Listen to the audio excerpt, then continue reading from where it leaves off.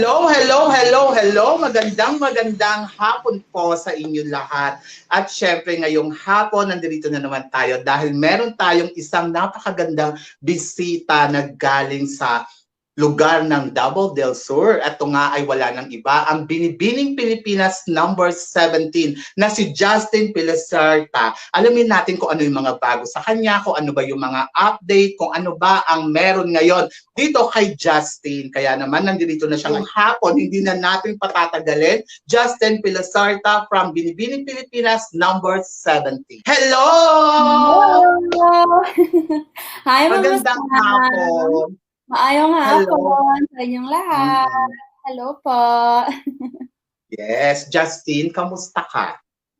I'm good. How are you? I'm fine, thank you. And then Justine, kamusta ang Davao? Davao was good. I'm in Manila right now because I wasn't able to go back before the pandemic hit. But I do keep in touch with my relatives, my lolo, my titas and titos, and they're doing fine naman. Luckily, the cases are very low to none. So thankful to God that there's nothing much happening there. And so far, they're good. Okay. So Justine, batiin mo muna sila ng salitang lingwaheng Davao. Kung paano mo ba sasabihin to sa lingwahe ninyo? Oh my gosh. Okay. Bear with me, guys, kasi I'm also learning, but maayong hapon sa inyong lahat.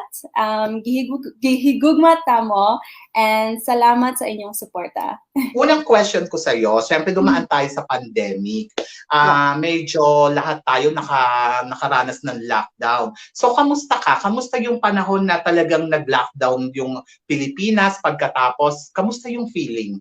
Nakaramdam ka ba ng anxiety katulad din ng iba? Paano mo naman to nalagpasan? The first time they announced that this was going to be a possible lockdown, because when they announced it, we were still in Binibining and we were in the midst of doing our activities. So parang we weren't really sure kung how serious this really was. And we took it very, very lightly. So for us, I expected it to be maybe a month or two maximum that we'd be locked in or just a different protocol.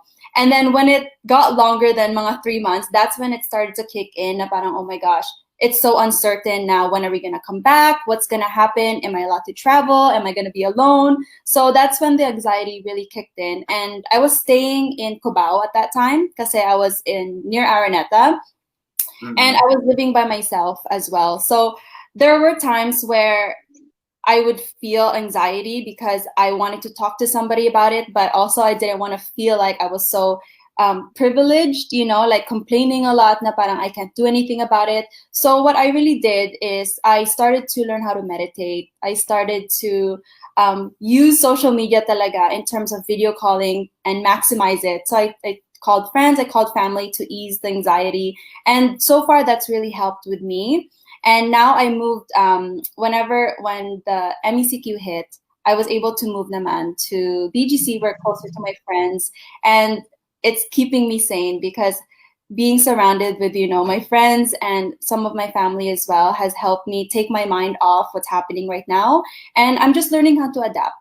So staying as positive as I can. And on days where I don't feel positive, I like to read, pray, thus meditate, work out whenever I can. So I try to take my mind off things like that.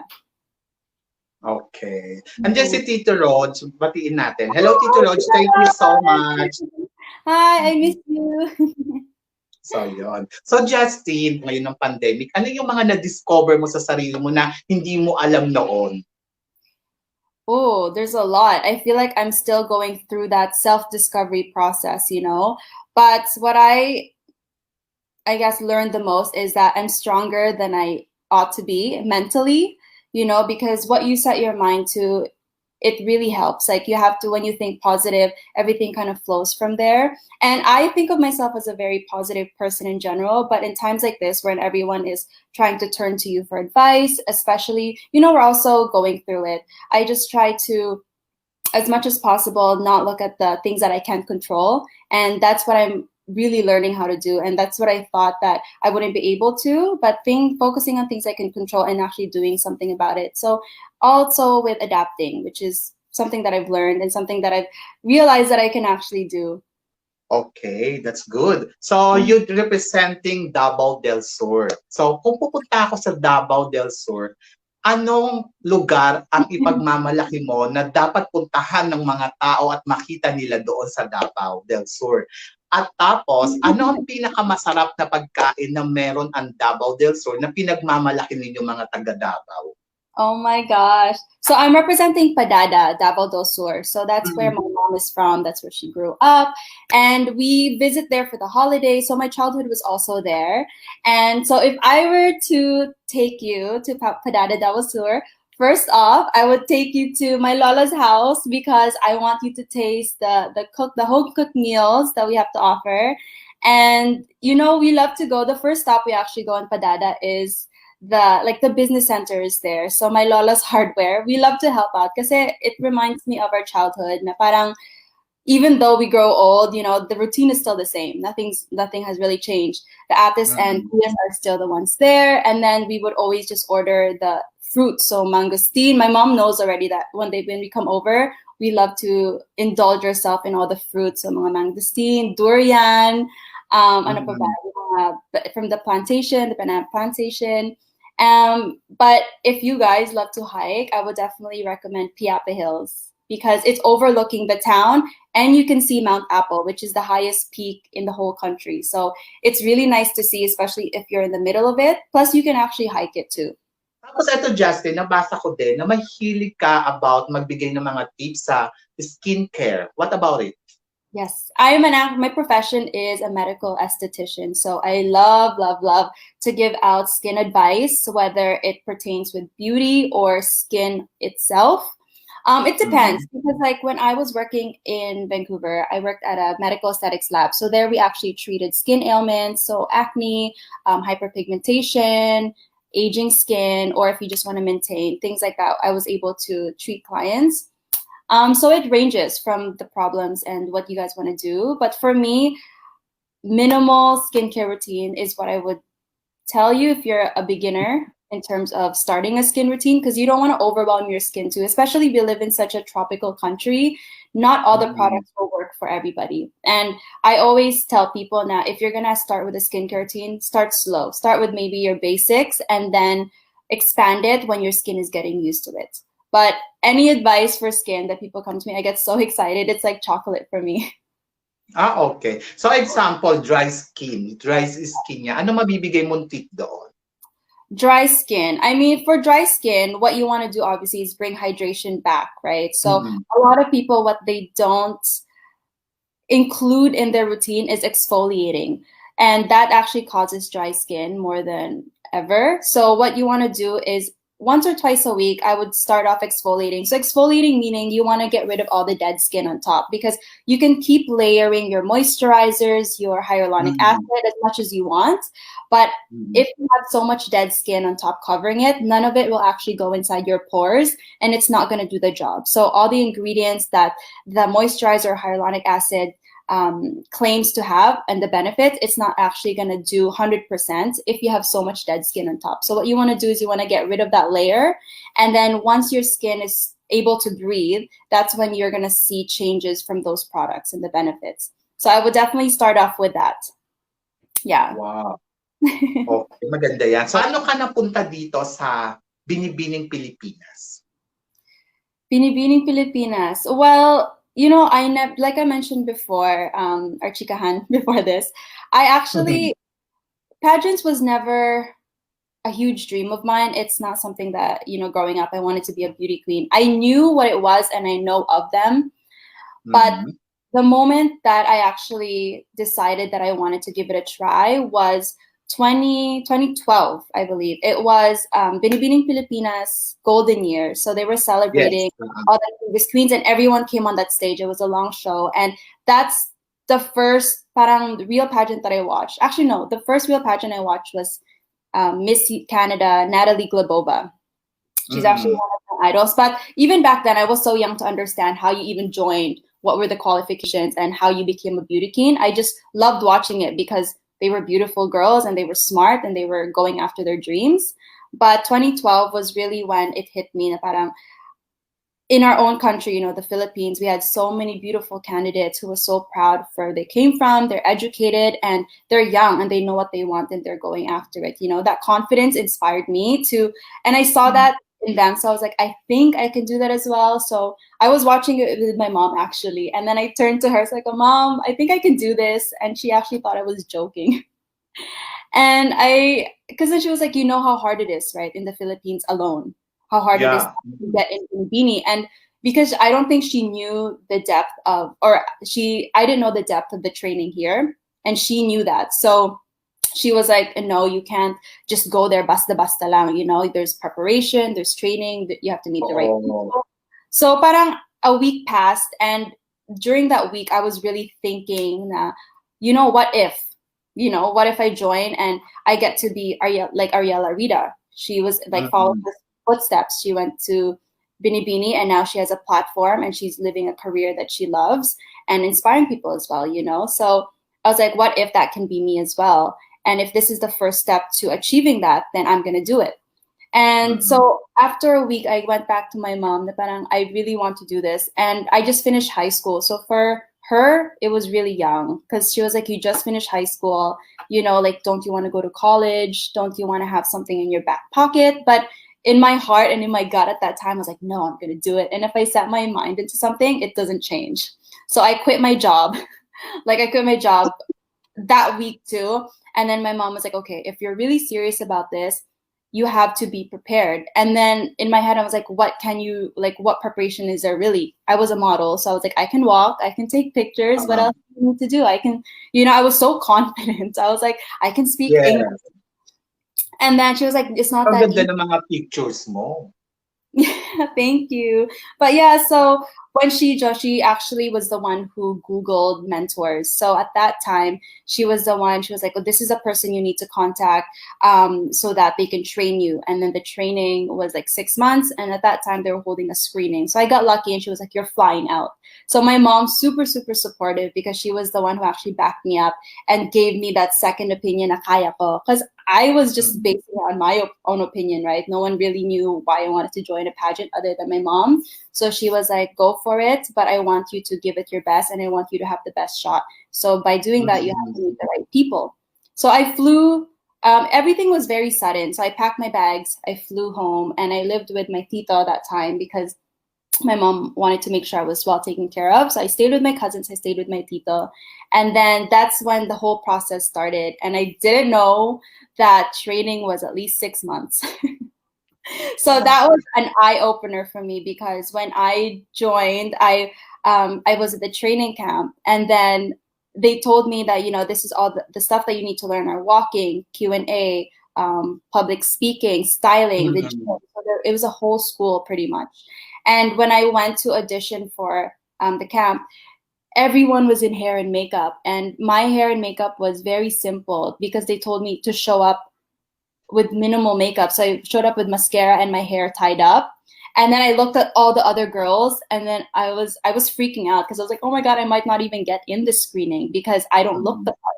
And that's when it opened my eyes na parang this is not a joke, you know, Justine, you moved your whole life here, take it seriously. So that's when I took the intensive training and I worked really hard, so many hours in the gym. I did makeup training for hours with my trainers, walking, everything like that. So, and it made me more confident. And at an age where I was only 18, you know, it took a lot. Like I really had to filter out all the negative messages, and I had to learn how to stand on my 2 feet and be more confident because that's the girls that I looked up to and that's the girl that I wanted to be. So with the help of my mentors naman, it all came together and I learned a lot from it. So yeah, and then I ended up getting into Binibining Pilipinas 2015 where I placed top 15 and more so with Pia Wurtzbach, which was a huge honor for me at that time because she won Miss Universe. So I was able to compete with her. And I met some of my closest friends, Eliza, and during that time, and even now we're best friends. Yeah, so it was you joined also another pageant, right? Miss Universe Canada.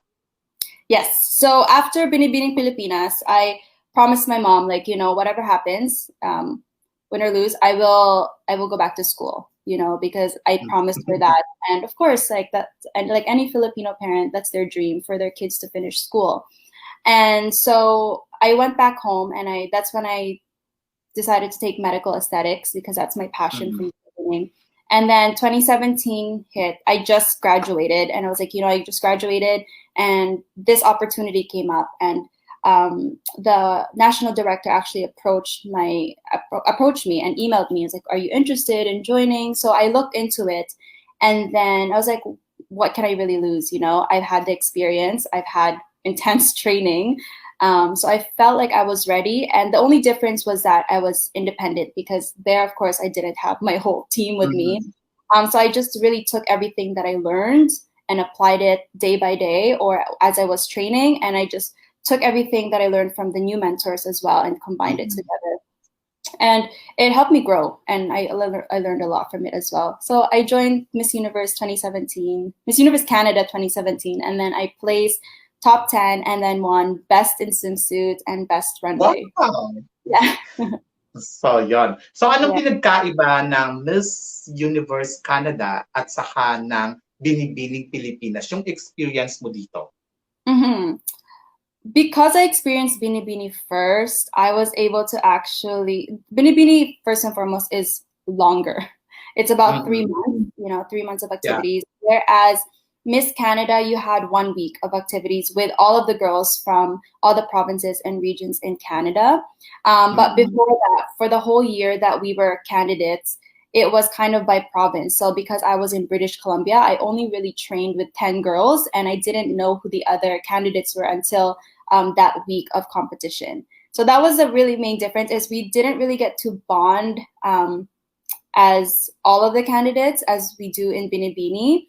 And the activities are shorter, so it's a little bit more compact. But one thing that I really love from Miss Canada is that they really honed in the interview skills, because that's what they focused on with the girls. So it was kind of like Miss Universe. When you watch Miss Universe, there's they do a lot of closed-door interviews, panel interviews, more than photo shoots. So my public speaking and communication skills got better from that experience, because I was able to go through that.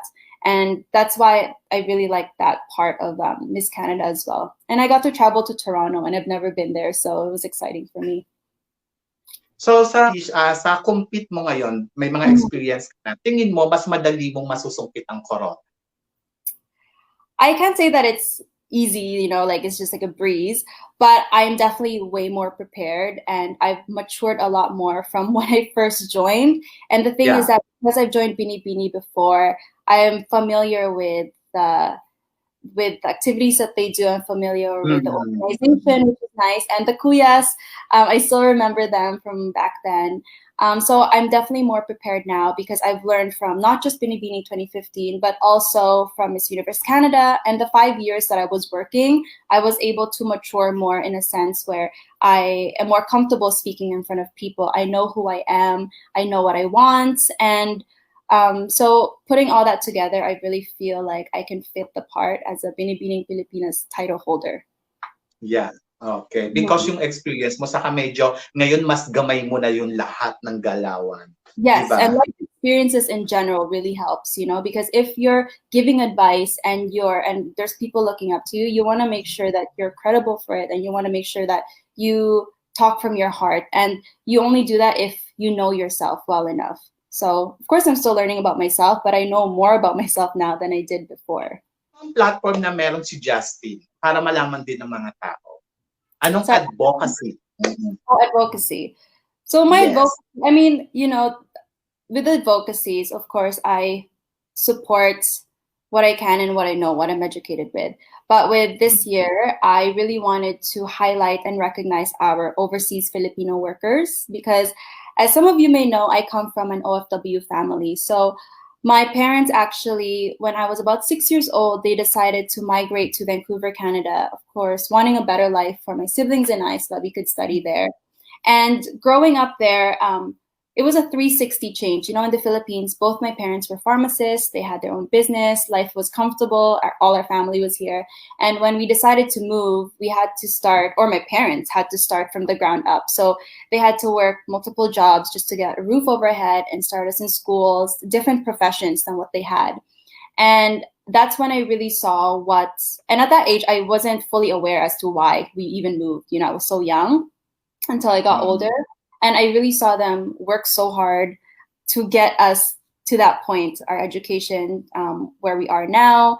And the reason why I wanted to advocate for OFWs is because I don't think a lot of people know that it's not a walk in the park when you're abroad. There's that misconception that once you move abroad, you're automatically well off because you get higher pay, you have better systems, health systems, or just life is better, it's more comfortable. But it's actually harder because you're also not providing just for yourself, but you're also providing for a family back in the Philippines. So I was lucky enough that my parents decided to bring all of us together, that we didn't have to be separated, because I can't imagine my life without my parents growing up. You know, there's just that attachment that I can't even imagine. So, and there's that pressure of bringing home a balikbayan box or remittances. It's kind of sad because, like, of course, you want your parents to live a good life, but at the same time, their priority is the kids. So I just want to advocate and highlight their actual lives and what we can do to help them. So maybe one day, you know, they don't actually have to travel abroad and be away from their families. We can provide jobs here for their livelihood and give them subsidies or give them opportunities here in the Philippines, in their own country, so that they're not separated. Because it's really hard, you know, especially at a very crucial age when your kids are growing up. You want your parents to be there. So I'm working and volunteering with CMA, Center for Migrant Advocacy, which is for overseas Filipino workers as well. And we try to work with government agencies like OWA and DOLE to help educate their OFWs of their rights, what they can do when they're abroad, or how they can get jobs here in the Philippines, and really strengthen their skills so that they're really confident in applying for jobs both abroad and in the Philippines. Galing. Mm-hmm. Yes. So, kamusta ang paghahanda mo para sa coronation night? Kamusta ang ginagawa mong training? Saan ka ba nagko-concentrate? Ano pa ba yung mga kulang pa sa'yo? So, yan, pag-usapan natin to. Preparation has been ongoing, and I don't want to say I'm an overthinker. I'm trying to work on that. But the thing with me is I want everything perfect talaga, and I know nothing is perfect. But I always, even if I know that I'm better at this skill, let's say passerella, which is one of the more confident skills, I would say, I still try to work on it as much as I can, because of course there's always room for improvement. But because everything right now is online and social media is pretty much how people see us in our preparation, that's what I'm focusing more on right now, learning the ways of social media, how I can amplify my voice using it, maximize, let's say, the mga shoots, things like that to post for the supporters, and also communication skills. You know, there's a lot of issues happening right now. So I try to keep up to date with the current events, because there's a lot happening just in our country alone, let alone the whole world. And yeah, so that's what I'm trying to do. And I try as much as possible to balance everything, because I don't want everything to only be about preparation. I also want to have a balanced life where I can enjoy things that I actually can take my mind off it. So I'm not going printing at the end of it. Yeah. Kailan ba mag-resume ang Binibining Pilipinas? Right now, for sure, it's not this year, because of course it's already December.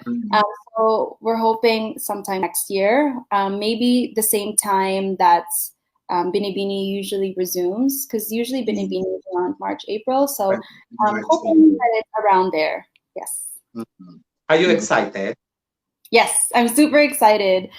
Just because, you know, I've been wanting this to happen since 2019. Of course, all the candidates are really waiting, but I've been preparing and I'm super excited for what's to come. Catriona and Nicole are also our new mentors. So that's really exciting. We were able to actually chat with them for a couple of sessions, private sessions for mentorship, which was insightful. And I also learned a lot, which is good. So I know they're bringing in some new things. I'm just not sure what it is, but I'm pretty excited for what's going to come out of it. So sabing ganon, marami kayong magagaling na kandidata talaga ngayong taon na to. Parang, nako, ang hirap pumili kung sino ba talaga. Mahihirapan for sure ang mga judges sa inyo. Iba-iba na lang yung ipapakita ninyong galing. Nasa sa inyo na yun kung paano ninyo makukonvince ang judges. But tanong ko sa iyo, what's make you different to other girls to competing today sa Binibining Pilipinas? For me, I think it's just the experience. I feel like I have a lot of experience, not just in pageants, but also in life where I can offer on the international stage as well. And I try to really focus on my strengths and my weaknesses as opposed to looking at the other contenders. And I think that's what would make me stand out, because I'm always working on myself, things that I might not know that I could work on. And that's what I'm just trying to focus on. But I think my experiences in general, I've had a lot of experience with pageants, working as well, and just meeting a lot of people along the way who can mentor me and help me to become the best version of myself. So. Tama yun, tama yun. Hindi mo kailangan mag-focus kung sino ba yung, ay nako, na dito, siya yung magaling. Mag-focus ka sa sarili mo kung ano ang pwede mong may offer sa lahat na makikita nila sa'yo. Yes, because I'm all about energy.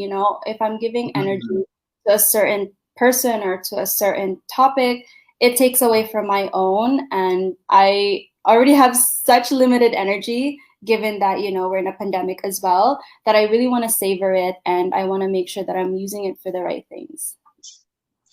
4 ang corona. Anong corona ang gusto mong makuha dito? At bakit? People magbigay ka ng dalawa. But I have been eyeing Miss Grand International, of course. And if the second one, of course, Miss International, because it is the highest title out of the 4 crowns. But ever since I started, I've always wanted Miss Grand International because there hasn't been a winner from the Philippines yet that has brought the international crown. So hopefully I'd be able to bring that honor back to the Philippines, especially with everything that's going on. I think that would be such a great gift to them. Nako, kapag nanalo ka ng Miss Grand International, papanoorin kita. Yes. Yeah.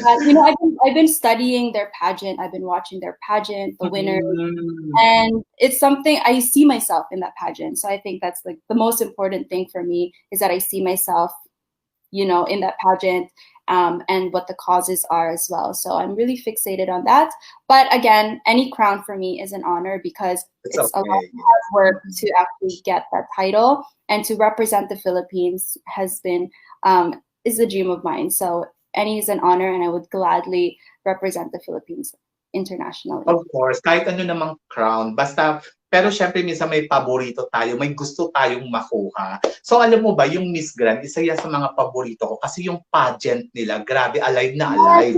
Tapos alam mo yun, yung talagang pupukan talaga yung labanan dyan. Masaya yan yung Grand. Hindi lang medyo na-appreciate talaga ng ibang Pilipino, pero kapag nanood kayo ng live ng Miss Grand, oh my God, nakakaloka, ang saya, sobrang. Yeah, the crowd is all for it. And I think last year, from what I heard, it was supposed to be in Venezuela. So I'm excited because, of course, I've never been to that side of the world, just to experience their culture, the people there, and of course, it's Venezuela. But I think because of the pandemic, they might do it in Thailand, which is still good. Yes. Still wanted to go there. So kapag nandito yan, ako papanood. Ako unang-una mo supporter kapag ikaw nanalo dyan. Thank you. Saya yan. Okay, so ito. Napasama ka sa top 6 or top 5. Sino yung gusto mong makasama na kandidata doon sa top 5? Oh my gosh, that's so hard to say, Mama Sam. Yeah, but it's just game. Just laro-laro lang. Top 5? Wag masyado seryoso. Yung ano lang, yung game lang. You know what? Like, of course, everyone is deserving in Binibini. Like, they're amazing girls. They have a lot of substance. They're beautiful. But if I had to choose, it'd probably be my closest friends that I've made in Binibini. So, isa ka na doon. 4 na lang. So the closest girls that I actually was able to connect with during Binibini would be Maureen, Oh, Sam, Maureen. Sam, me, of course, Mhm. and sino pa ba? It's so hard. Maureen, Sam, you, dalawa pa. Hazel, oh my gosh, that girl. I Isa na follow lang. her fitness videos all the time. And sino pa ba? I can't say. Everyone is just as Okay, good. so yun na yun. Ito ha, klaro ko lang ha, ang lahat naman daw ay lahat ay magagaling. Pero syempre, tinanong ko siya kung sino yung gusto niyang makasama. Ito yung nabanggit niya. So yun. So sa inyong apat, paano mo kukumbinsihin yung judges na ikaw ang piliin nila manalo? Sorry? Paano mo kukumbinsihin yung judges? How do you convince the judges? You know, the way I would convince them is obviously just speaking from my heart and just being myself. There's so many times where people are telling you who to be, but I think it shows. The judges really know if you're being true to yourself, if you're being genuine, and I think that's how I convince them, because I will speak talaga from the heart, from my experiences, and I won't, walk around eggshells just to please people. And if people doesn't like it, then that's fine. But as long as it's coming from my heart and it's genuine, then I think that I can, because when people can relate with you, then it has that stronger message and stronger impact as well. Okay. So yon, so isang question na lang. Sabing ganon, if you woke up tomorrow and gain any ability, one ability or quality, what would you want it to be? Gain any ability? Or quality? For me, it would be able to, I mean, every time someone asks me this, I've always said I've wanted to fly or transport to a different place right away. Especially now, I think, there's so many places in the world that needs help, but there's only one of you. So I think if there's any ability that I can gain if I wake up tomorrow, it's definitely to fly or to be able to go to one place another very quickly, because I want to help as much people as I can right now. And I think it'd be cool to see what's happening with the rest of the world and how I want to be the eyes for everyone else that doesn't know what's happening in certain areas, just so that we can really come together as a country, as a nation, and to give them more insight on what's happening. Plus, it's a way for me to travel.